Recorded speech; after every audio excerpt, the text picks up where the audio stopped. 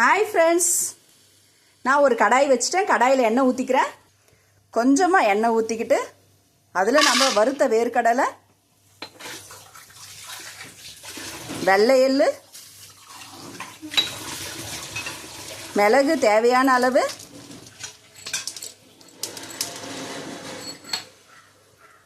சீரகம் தேவையான அளவு எல்லாமே போட்டு லைட்டாக பொரிச்சிக்கோங்க.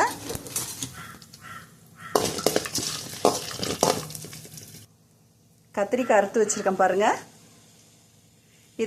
இதுக்குள்ளே சொத்தை இருக்கா அப்படின்ட்டு இப்படி விரித்து பார்த்து அரிஞ்சிக்கோங்க.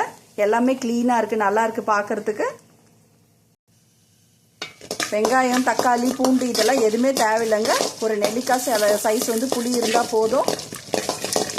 இது நல்லா வதங்கட்டும். கத்திரிக்காயும் ரெடியாக இருக்குது.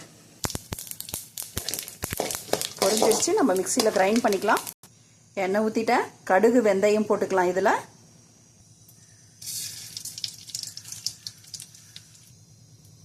வெந்தயம்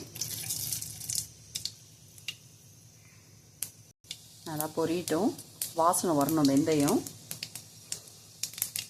இதுக்கு கருவேப்பிலை, கொத்தமல்லி அதெல்லாம் எதுவுமே போட வேண்டாங்க. ஆப்ஷன் தாங்க, உங்கள் விருப்பம்.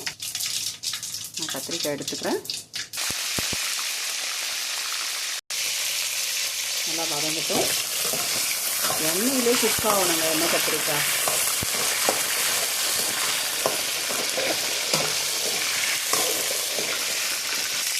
இந்த நேரத்தில் கொஞ்சம் உப்பு போட்டுக்கலாம். பாருங்கள் எண்ணெயில் எப்படி வந்து வதங்குது. கத்திரிக்காய் இப்படி தாங்க வதங்கணும். சூப்பராக இருக்குங்க. தேவையான அளவு உப்பு ஆட் பண்ணிக்கோங்க.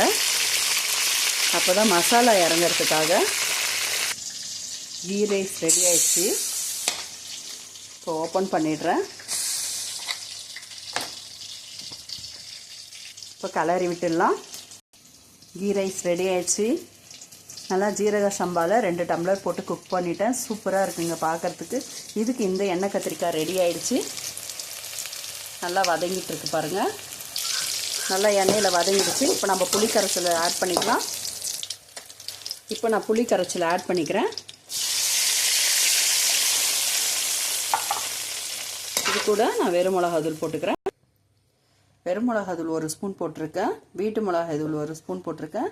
இப்போ நான் வந்து மஞ்சள் ஆட் பண்ணிக்கிறேன். இப்போ கொதிக்கட்டும். உப்பு ஏற்கனவே ஆட் பண்ணிட்டோம்.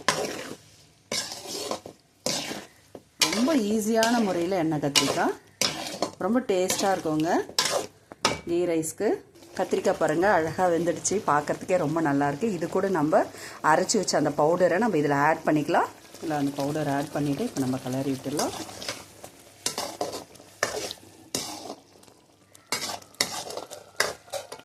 பாருங்கள் எண்ணெய் கத்திரிக்காய் ரெடி ஆயிடுச்சு. சூப்பராக சாப்பிட்றதுக்கு ரொம்ப நல்லா வெந்து குக் ஆகிருக்கு.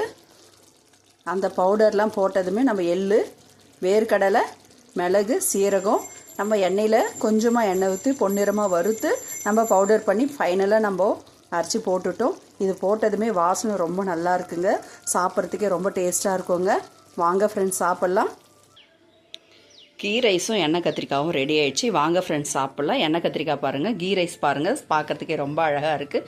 ஜீரக சம்பாவில் பண்ணது சூப்பராக இருக்கும். டேஸ்ட்டாக வாசனையாக இருக்குது. இது ரெண்டும் ஆட் பண்ணி வச்சு சாப்பிடும் போது அப்படியே அல்டிமேட்டாக சூப்பராக இருக்கும் ஃப்ரெண்ட்ஸ். வாங்க ஃப்ரெண்ட்ஸ் சாப்பிட்லாம். Thank you friends. பாய்.